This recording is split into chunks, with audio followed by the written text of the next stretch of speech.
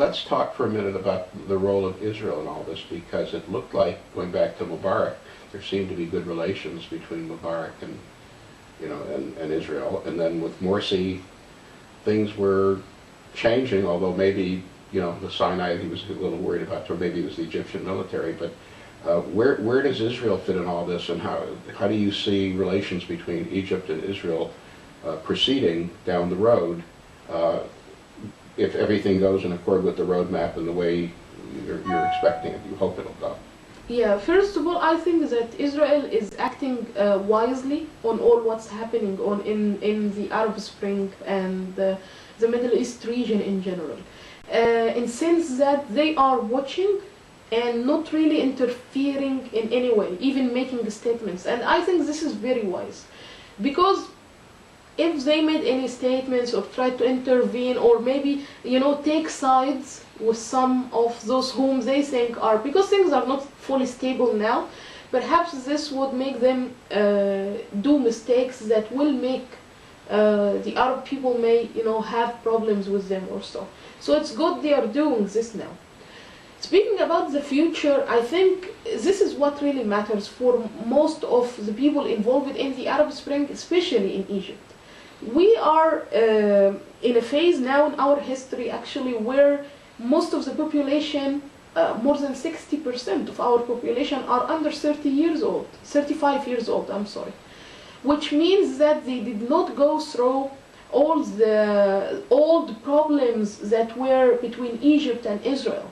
And our only problem with Israel, like actual problem now, is the Palestinian issue. And if you look at this Palestinian-Israeli conflict in the long history between the Arab world and Israel, or let's say the Muslim world and the Jewish people, or Egypt and Israel even, you will find it just a very small episode in the whole history.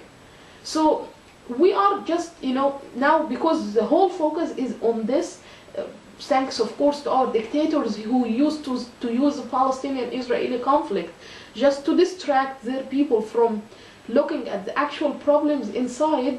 This somehow made the people see it as the biggest problem of the world.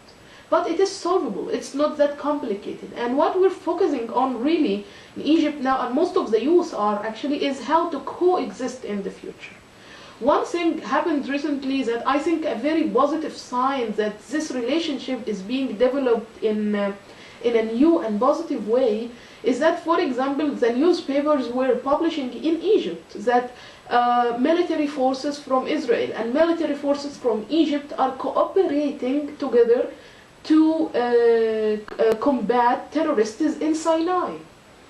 Imagine if this headline was published before. It was going to be a disaster, like, oh, people will start conspiracies where they are doing this. But this time, people did not comment. It's like something normal. It's normal for them to cooperate. So I think this is very positive.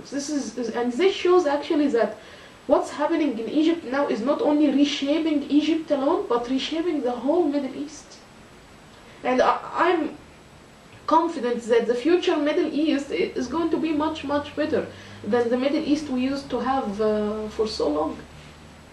We certainly share that vision, and really wish that there continue to be lots of people like you who have that, not only have the vision, but are willing to act on the vision, because as you suggest, that's the key to good things happening.